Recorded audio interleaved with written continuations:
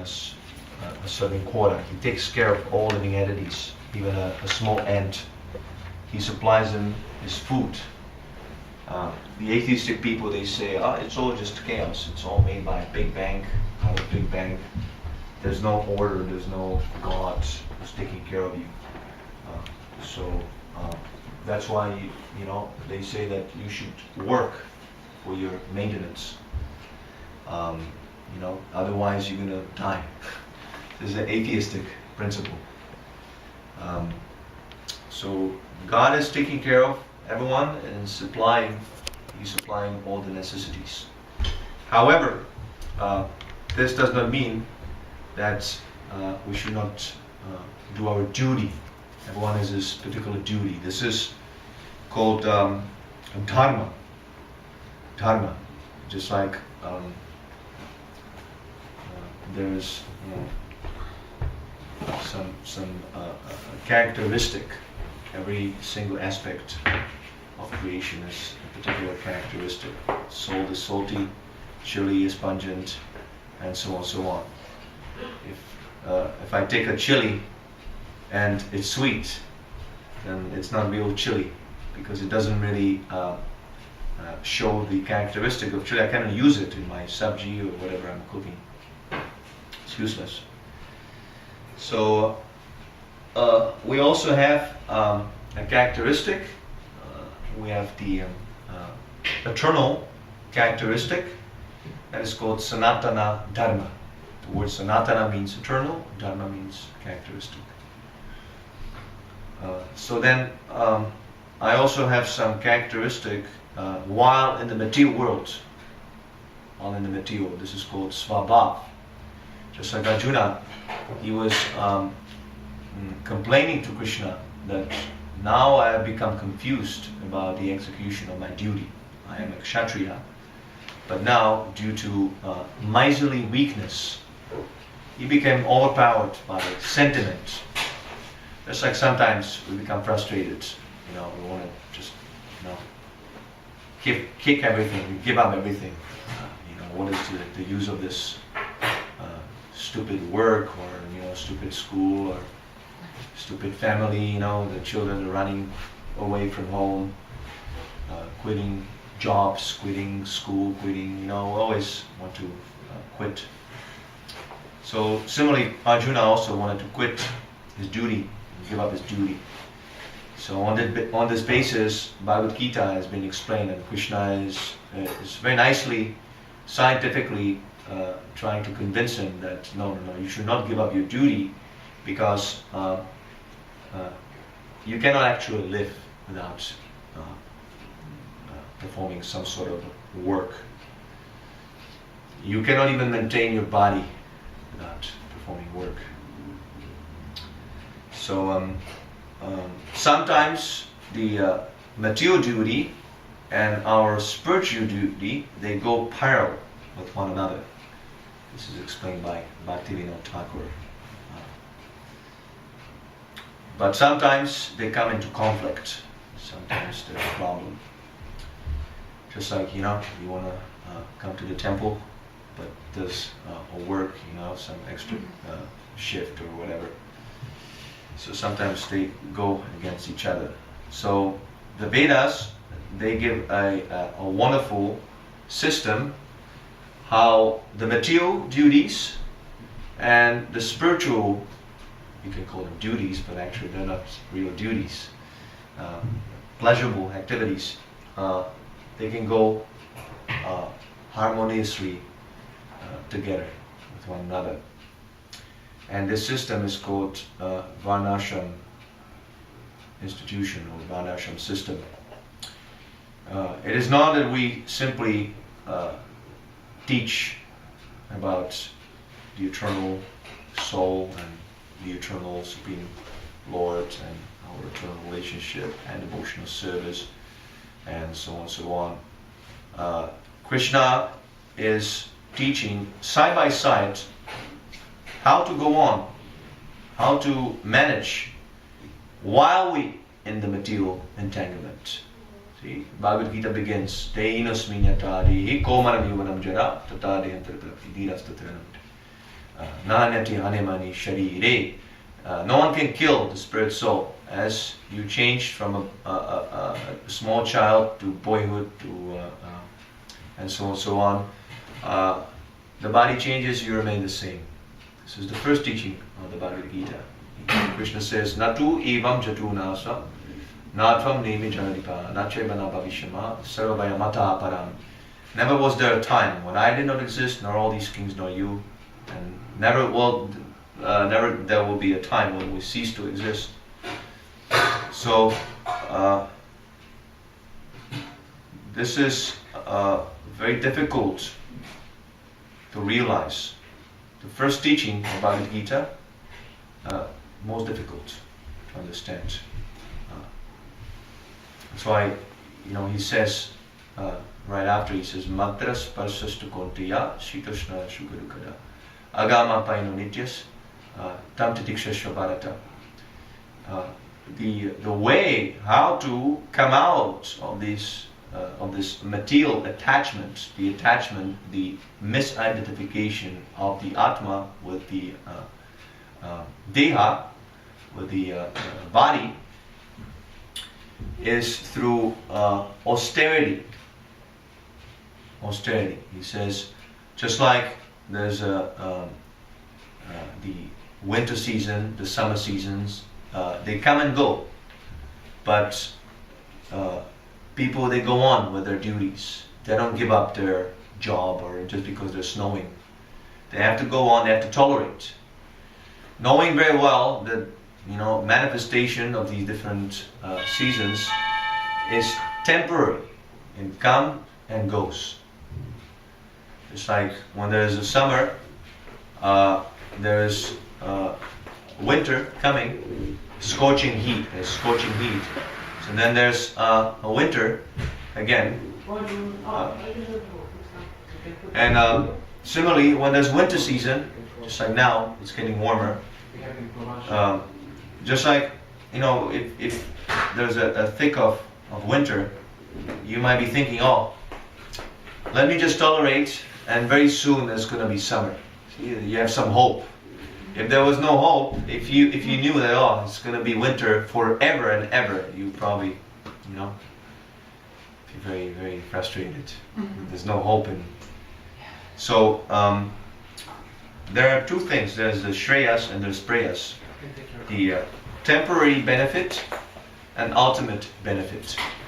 So what we do by discussing the ultimate benefit of Krishna consciousness, we learn how to perform austerity, how to perform tapasya. Without sufficient discussion on Krishna consciousness, on the purpose, no one can perform austerity. Right? Mm-hmm. Austerity means that I like something and Hare Krishna. And I restrain myself from enjoying it. This is the whole purpose of tapasya. It's like, we have the four principles: no illicit sex life, no meat eating, no gambling, no intoxication. These things are very pleasurable. Illicit sex life, very pleasurable. Meat eating is very pleasurable, actually. The conditioned soul has a natural propensity to enjoy these sinful activities. So, because I understand the higher purpose in life, I refrain. Just like a child is playing and the father says, go to school. Go to school. Stop this play. If you play and play, then you will have no diploma, no job, like that. So for a higher purpose, the child restrains himself. Okay, let me just, refrain from this play, from this game, and let me study and do my homework, like that. And then the benefit is tremendous. He gets his diploma, nice job, nice family, nice money, nice everything. If he goes on playing, then the result is very horrible, actually. a lot of suffering. No job, no money, ends up on the street, steals, something like that. So for temporary, a little game, he suffers so much. And vice versa, if he a little bit restrains, then there's tremendous benefit. So this is intelligence. If I'm now frustrated, if I'm aware of the miseries of material existence, then I should be intelligent and try to avoid. This is what distinguishes a human being from an animal. A dog comes to the kitchen and he wants to eat some prasadam. So you beat him, you tell him, get out, you beat him with a stick. Again he comes. The senses are so powerful that even though he's beaten, again the senses will drag him. You've probably seen this picture in the Bhagavad Gita, the chariot with the horses, they're dragging the soul. You seen it? Okay.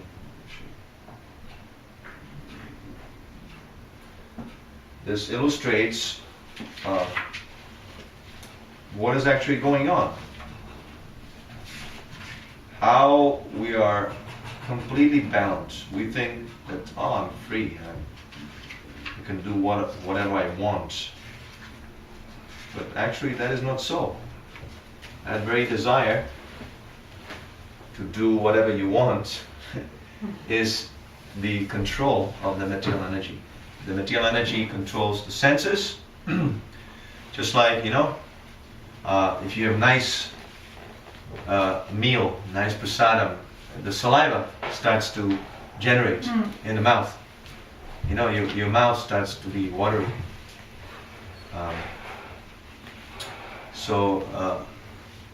This means that the senses are interacting with the sense objects, and the same thing with the smell, with the sight, hearing, genital, the belly. All these senses, we're being controlled by them. They're activated without our actually intervention in the matter. Senses are being activated with the sense object, the interaction with the sense objects. So in the same way, our mind is being controlled. The mind, we have mental impressions. It's like inspiration. You get some idea, some thought comes. You're not in charge of the thought. You don't decide, now I'm going to think of it. It just appears. Some memory, right? The memory, you don't remember. The memory or remembrance comes just like that, sometimes. Of course, sometimes you want to remember, but then there's a situation where you try to remember and you can't. Right? So just see how you're not in control. You're not in control. The material energy is fully controlling your senses, your mind, and your intelligence also. Your intelligence can be applied just like a dog is having sex life on the street. So we also need some kind of intelligence to get that done. As opposed to the dog, you are taxing your intelligence how to get sex life, through so many different complicated ways. Like people are very expert, how to enjoy sex life. So they spend all their intelligence how to enjoy sex life. So what is this whole consumerism? People are buying so many useless things. So what is the cause of it? To impress the opposite gender. It's like you see, we don't have sex life. And what do we need? We don't need anything.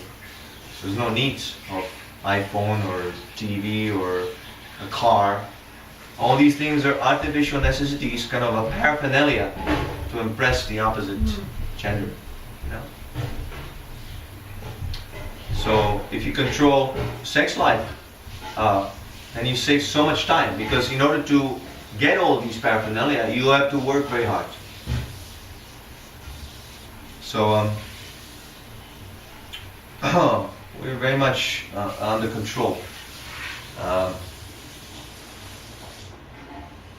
Now, this Varnashram system, this scientific arrangement of the society, is made in such a way that we all are trying to control this material world in a different way.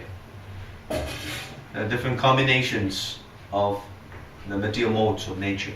The mode of goodness, mode of passion, mode of ignorance. So they create different mixtures, different varieties. It's like you have the three basic colors, RGB, right? Red, green and blue. So by mixing these three colors, you can get unlimited varieties, millions and millions of different varieties of colors. Similarly, these three modes, three gunas, goodness, passion and ignorance, their various combinations, mixtures, they create so many different varieties of mentalities, of bodies, of situations. So the human society is divided into four castes. The Brahmanas, who are predominantly in the mode of goodness. The Kshatriyas, who are in the mode of passion. The Vaishyas, who are predominantly in the mode of passion and ignorance. And the Shudras, the workers, who are in the mode of ignorance. These castes are there by Krishna's arrangement, not artificially created. Krishna, the material nature, creates these. So depending on your desire, you are associating with a particular combination of material modes. It's like people who are in a mode of ignorance, they like to go to a nice bar, stinky, full of cigarette smell. But now they don't have cigarettes right in the bar. But smell of alcohol and dark. And you can see like these bars are dark. It's a very dark place. So that is mode of ignorance. Eating old foodstuff, meat, fish, eggs, all these abominable foodstuffs is a mode of ignorance. So similarly, in the mode of passion, there's fruitive endeavor, like a monkey. Monkey is mode of ignorance, mode of passion, like that. Just simply jumping. A lot of action, but no intelligence. Those are the Kshatriyas. They have a lot of passion, a lot of strength, but they need to be guided by the Brahmanas, who are in the mode of goodness. So, in this way, there are prescribed duties for all of these. So there's no disturbance. If you're in a mode of ignorance, a Shudra, that is not condemned. But you have particular duty. This duty is explained. You can hand me the Bhagavad Gita. Is explained by Krishna in the Bhagavad Gita. They're all explained here.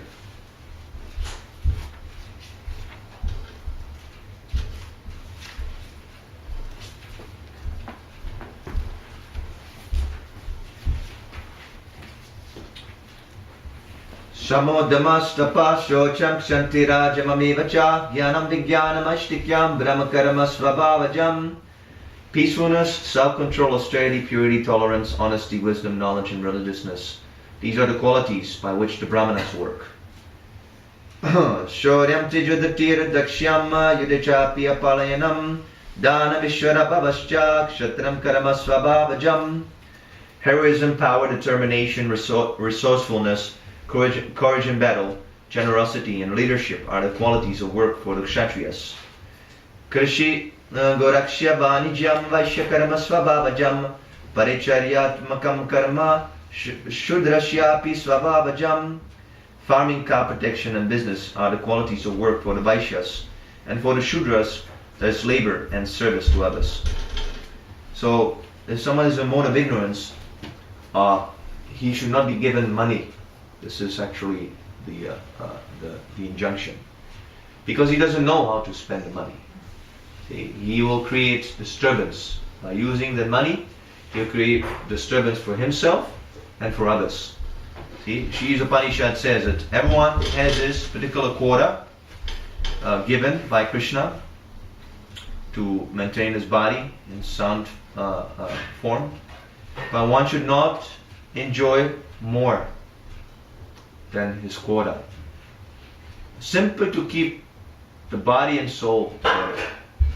Anything beyond this will create disturbance. This is called sense gratification. That I am satisfied, but simply for the pleasure of the senses, I enjoy it. So, if we like this, it is the law that we have to encroach upon others' quota. See, just like they're killing the animals. The animals have their quota, they have a right to live. But because we cannot control the senses, for the whimsical taste of meat, you don't need meat to live. Actually, it's very unhealthy. You encroach upon others' quota, the animals' quota, and you kill them, and you so-called enjoy it. So for this, you have to suffer. People are very naive. They think they can go on enjoying things which are not necessary, the artificial necessities, that they can go on like this. And there is no punishment. So this is a great ignorance, just like the child. You think, I can play and there's no consequence. It's just, now I enjoy and who cares about the future? This is foolishness, a foolish child. The intelligent child thinks, what about the future?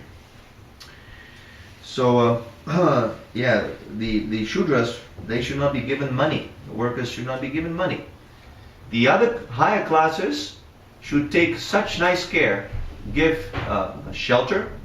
The government should give shelter, not that you pay rent. You're worrying about the rent. I have to pay my rent. It is the government's duty to give everyone shelter. There's homeless people, so many homeless people in Montreal, you see. This is, of course, there's bad karma and so many things, but ultimately, this is the flaw of the government. The flaw of the government. They don't know how to take care of the citizens. They're not qualified. They themselves are Shudras. They should not be given money, or to speak of all the money and to distribute. They have no brain. You see? There should be a scientific arrangement by the government, so even the Shudras, they're given sufficient cloth, sufficient shelter, and sufficient foodstuff. You don't have to buy the food. This is not natural. You don't have to pay rent. You don't have to, even cloth, you don't have to buy cloth. Government arranges everything. So now people will say, the government will complain, well, how is it possible? How can we manage this? We'll ruin the economy, and how can where would get the money? Who will pay for this? Who will pay the bills for this if we are supposed to give everyone rent? How do we supply it? So you have made your society so nonsense, so complicated, now you cannot get out of this trap. So what we propose, the Krishna consciousness movement, based on the authority of the Bhagavad Gita. Krishna consciousness movement is not a newly invented brainwash cult. It is based on the Bhagavad Gita, the authority of Krishna. Krishna says, you grow food, you grow grain, and Goraksha, you protect the cows. He doesn't say protect, like they say, the animal rights, protect the dogs. Of course, we don't kill the other animals either, but specifically he says cow. Why? Because the cow gives milk. So nutritious milk that the ancient sages were living simply of milk. Milk and fruits. That can actually maintain your life. So, just see the fool. That animal which gives him this very nutritious foodstuff by which he can maintain his existence for many, many years, he's killing it. For what? For temporary pleasure of the tongue. See, he kills the cow, he eats meat, like people say, I like my meat. Foolish. But now you have no milk. See, you have enjoyed, and now what do you have? You have nothing. Now what are you going to do? Prabhupada actually he says that it's the most unnatural is meat eating. Most unnatural. It's uncivilized. People who indulge in this, they're actually on the platform of aboriginals. Aboriginals, they hunt in the jungle. Hooga, hooga, hooga. So people who do like this, they're on the level of aboriginal. What he will understand about Krishna consciousness, philosophy, the Bhagavad Gita, he cannot understand. He's on the level of aboriginal. You know, if an aboriginal comes here, right, and he wants to throw his, how do you call it, the sharp arrow? Spear. He wants to throw it at Jordan. What are we going to do? We're going to call police. Right? And the police is going to come, he's going to put him in. So similarly, these aboriginal people, the meatheads, they should be caught and they should be punished. Just like Maharaj Parikshit, this is a real example of a ruler. Immediately when the Kali personified, this is in the Bhagavatam, Srimad Bhagavatam, Kali personified wanted to kill a cow. This emperor, Maharaj Parikshit, not this whimsical Canadian emperor, the emperor of the whole world. Maharaj Parikshit was the emperor, the king of the world. Imagine, the whole world was united. He was ruling over the whole world. So why? Why was ruling? Because he was protecting the cow. Immediately when Kali personified wanted to kill the cow, Maharaj Parikshit pulled out his sword and wanted to immediately on the spot kill him, chop off his head. So why? Because you know, if we don't protect the cow, if we indulge in his meat eating, then the whole system is messed up. A civilization, as opposed to an aboriginal, civilized person, he cultivates the land. So this needs some intelligence. Okay, let me put the seed in the ground. And also it needs some patience. Again, Shreyas, Preyas, ultimate benefit, not immediately. And let me eat the seeds. Right? He puts it there in the ground and he has to wait the whole year. And then there's a fruit. So this is civilized. Simply right away, I'm hungry, okay, let me kill the cow, eat right away. This is aboriginal. So aboriginal and a civilized person. So if we do like that, if we simply do these two things, take care of the cows, make a scientific arrangement that the cows are protected and not killed. When they're not killed, the cows give more milk because they feel happy. Yes, they know these people take care of me. They give more milk.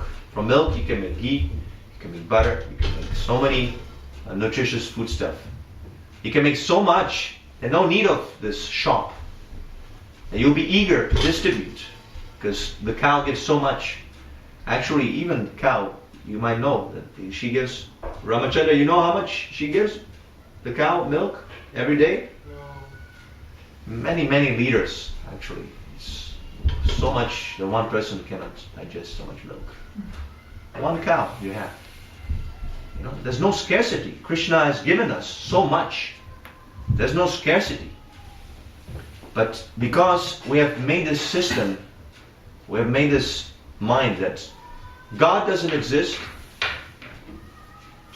God doesn't take care of us. We have to make another arrangement. We have to make another plan. This taking care of cow and feeding, taking care of the field. This is primitive. See, this is primitive. Now we have iPhones. We have nice cars and things like that. What will your car do? What will your iPhone do if there's no food? Will you eat your iPhone like a hamburger? So if people simply do these two things, take care of the cows and grow food, again the same. If you grow food, there's so much the earth gives that you'll be eager to distribute. See? So the Vaishya, this is the next class. The Shudras, they should, okay, what is the duty of the Shudra? He should work. He should work hard. Not be lazy, sleeping and eating only. He should work very hard. Shudras, they have no intelligence for mental, intellectual work. So they should utilize their arms, their legs, like that, to do physical work. This is very much necessary also. Plow the field and take care of the, So the Vaishyas, they're a little bit more elevated. They manage, they manage the cows, the grains, and so on and so on. They manage the Shudras. And sometimes they can also do business. When there's extra, they can do trade. Actually, the business is also not necessarily the money. You can have an exchange. How do you call it? The barter system? Yeah. Barter system. Barter. So again, no need of money. No need of money. And then you have the Kshatriyas. Kshatriyas, they take taxes. They take taxes. Why? Because they protect. They're evil elements. They're bad elements. Criminals. Always. So the Kshatriyas, Kshatriya means one who delivers from harm. They are soldiers, they train to kill. When the Vaishyas, when the economy, this natural economy is threatened by some rascal, they're ready to kill, protect. You see? So this is also necessary. And the Kshatriyas, they're guided by the Brahmins. The Brahmins, they don't deal with these things like eating, sleeping, and production. Their only duty is to study the Shastra, the scripture, and perform austerity also, and give charity. They distribute a charity. They guide the Kshatriyas. In this way, all the classes of men are serving Krishna. See, the Brahmanas, the Kshatriyas, they maintain the Brahmins. And the Brahmins, they take the charity and they offer yajna. Yajna, sacrifice. If there's no sacrifice, Krishna doesn't give the resources, doesn't supply the resources. See, just like we have the sun, we have the earth, the plants, everything. Now it's growing, yes. People are still pious. And in the future, when the Kali Yuga progresses more, we have the evidence in the Srimad Bhagavatam that in the future, the fruits will be just skin and the pit. There'll be no pulp. It's a prediction. Forget milk. You're going to kill all of the cows. All the cows will be killed off. No milk. No sugar. No vegetables. No vegetables. So you have fruits like this, simply skin and pulp. And even the animals will be all eaten. So what people will do, they will kill the children. They will eat the children. This is coming. Not right away, but it is predicted. It will come to this point. You can see the seeds. People are becoming more and more animalistic, more demoniac. Cannibalism, that is already going on. That is already going on. People are eating the embryos like that.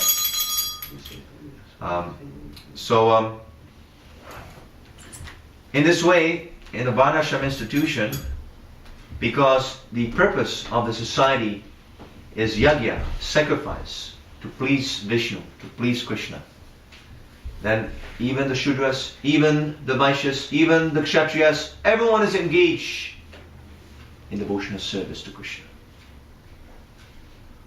See, it is not that simply the devotees, like we are living in a temple, that they serve Krishna, and no one else can serve Krishna. Everyone can serve Krishna. Yes. By the results of his work. See, the Shudra is working. The Vaishya, he collects. Kshatriya, he distributes.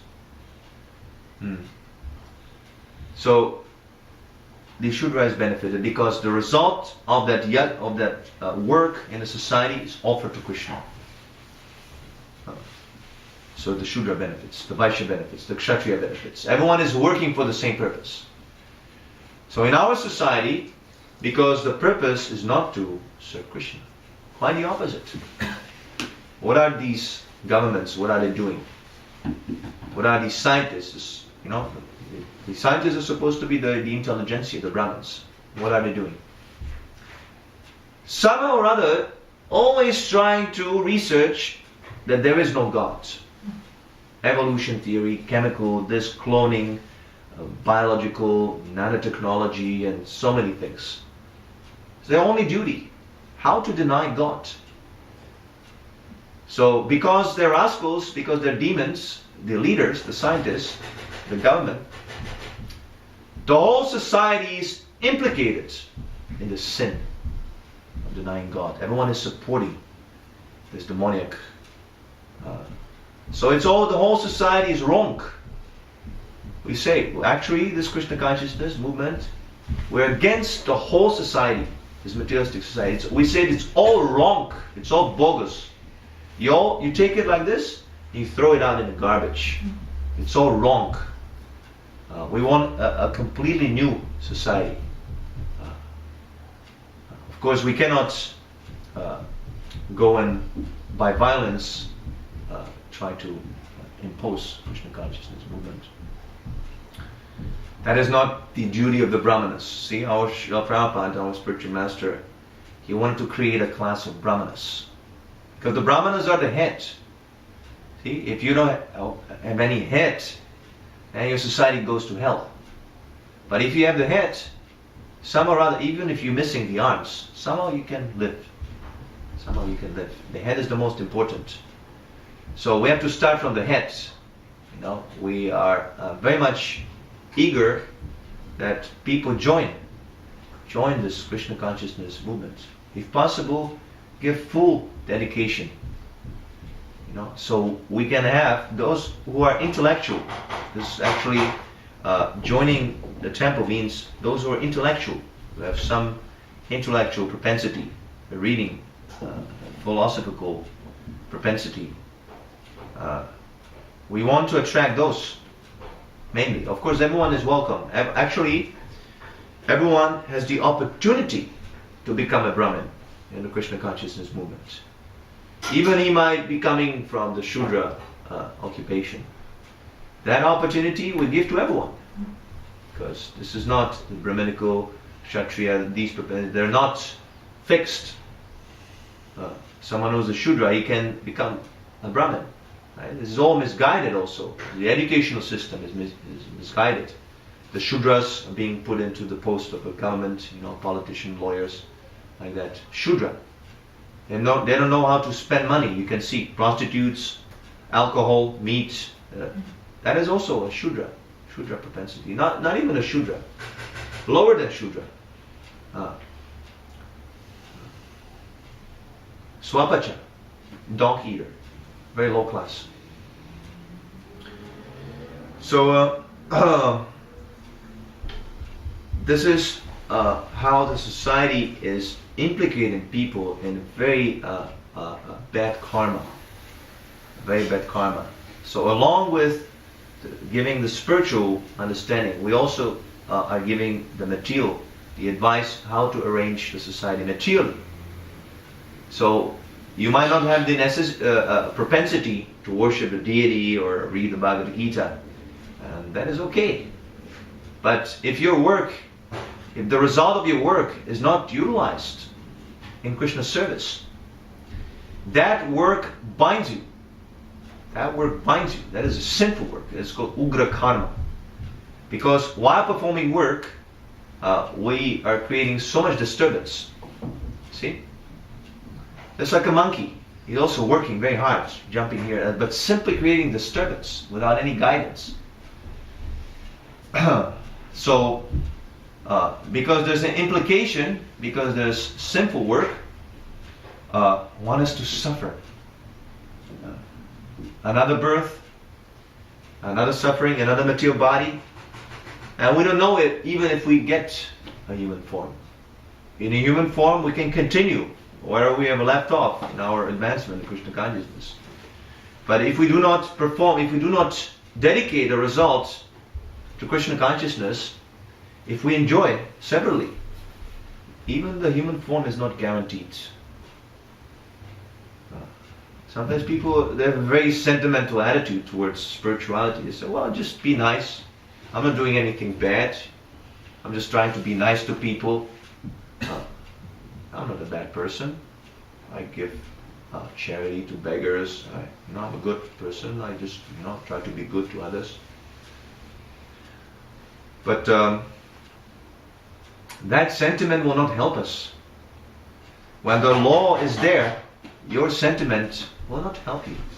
If you say, well, I intended well. When I was stealing, I was intending to distribute to my family members. I'm a good person.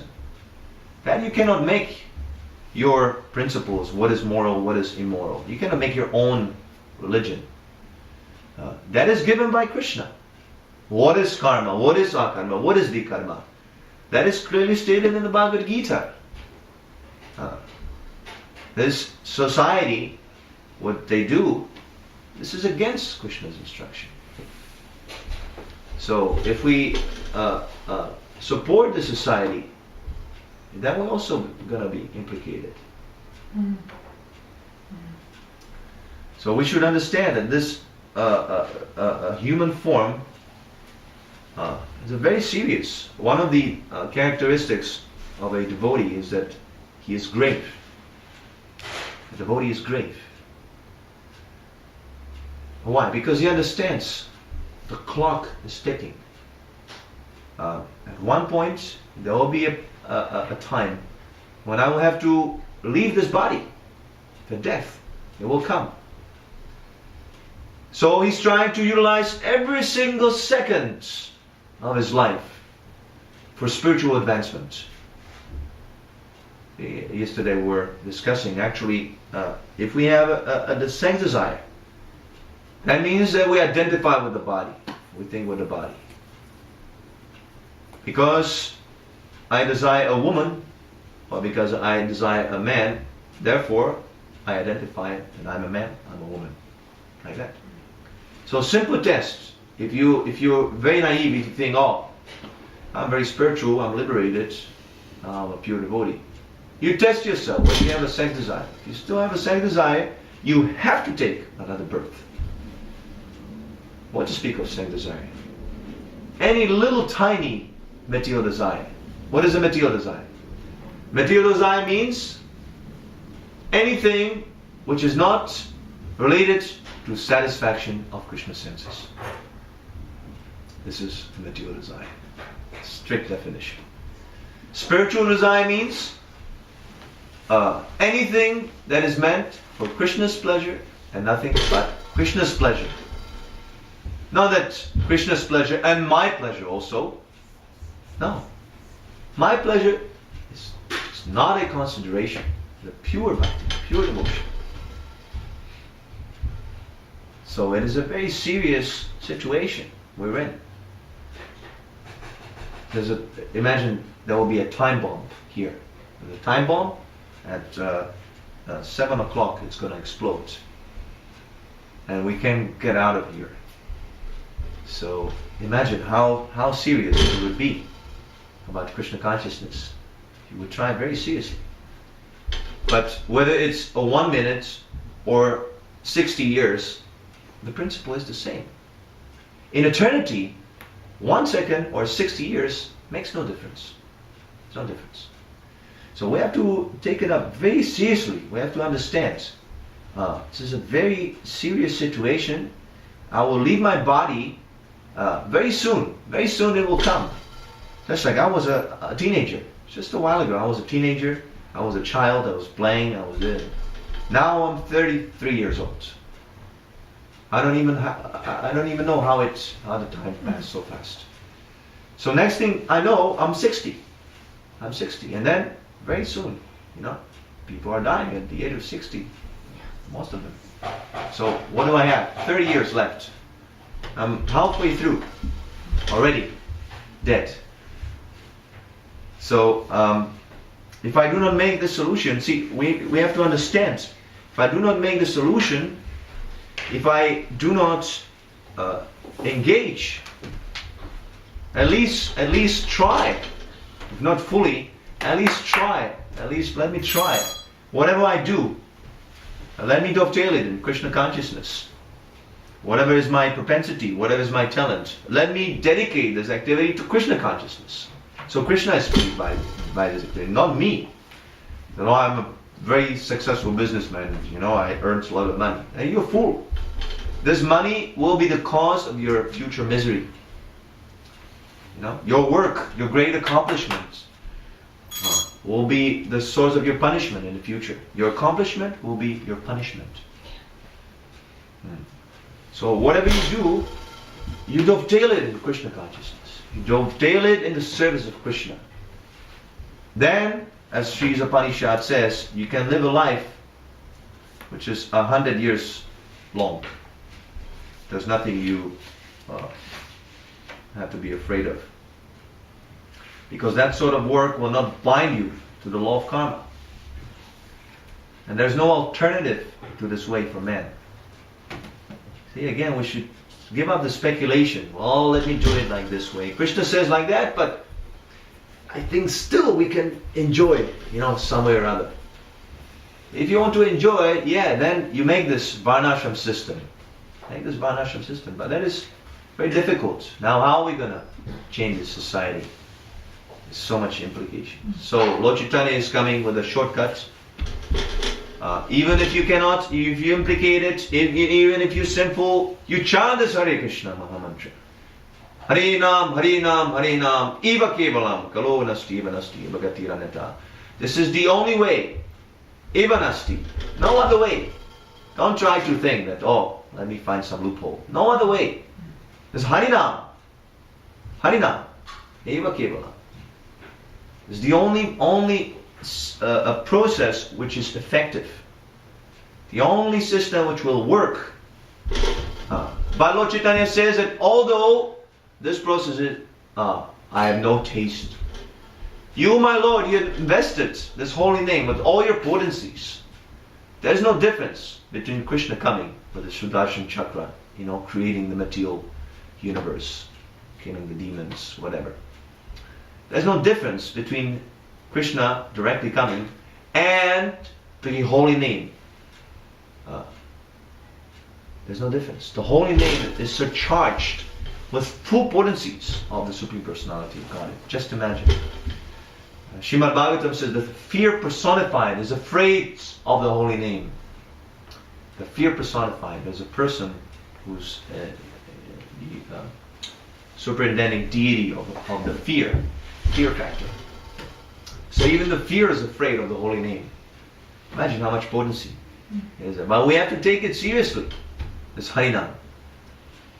Seriously, If you go out on the street, chant daily. Why not go out daily on Harinam?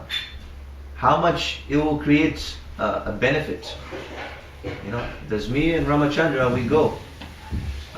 We chant. But you could also do. You could also help us. You could also chant. And that will be a double the effect. Double the effect. If people hear this Harinam, there's so much benefit in the Shastra. There's so many evidences, so many descriptions. This holy name purifies the atmosphere. Okay, people might not come to the temple. They might not become devotees. But they become pious. Because it purifies the atmosphere. It purifies the mind. Brainwash, yes. It's a good brainwash. Good brainwash. Because your brain is full of dirt. How to exploit, how to kill, how to kick on others. how to bully. That's how people are trained. They're trained like that in school. Be the best. Kick on everyone else. You're the best. Propagate yourself as the most wonderful. People are trained like this. Even when they're so-called nice, it's just to get something. Ah, you're so nice. Okay, can I get a business with you? They don't know what is being good, what is honest, what is charity, what is friendship, what is marriage, what is being a father, what does it mean to be a mother, what does it mean to be a wife, husband, nothing. Simply based on sense gratification. Let me enjoy my senses, and for the pleasure of my senses, let me cheat, let me steal, let me do politics, let me study at the university so I can cheat better. So this Krishna consciousness movement is to expose all this cheating. Expose it. Unless we understand, I am part of this rubbish. I am also a cheater. I am also dishonest. I'm also supporting the lies. Then I cannot chant purely. I cannot chant with heart. This Harina will be powerful when it's chanted by a pure devotee. A whimsical devotee as Sajya chanting, that can go on. There's so many Sajya. There are so many pseudo devotees. They're chanting Hare Krishna, but the heart is full of material desires. How do I enjoy? How do I cheat? How do I... and so on and so on. No desire for Krishna. Even the chanting simply to attract, to exploit. So if we are like that, if we're Sajya, that will not have any effect. And he can go on chanting. There's so many bogus devotees, so many institutions, so many groups, bogus. Chanting, but indulging in illicit sex life, indulging in meat eating, indulging in going to the restaurant, going here, going there. That will not be effective. That will not change people. We have to become pure devotees. Pure devotees.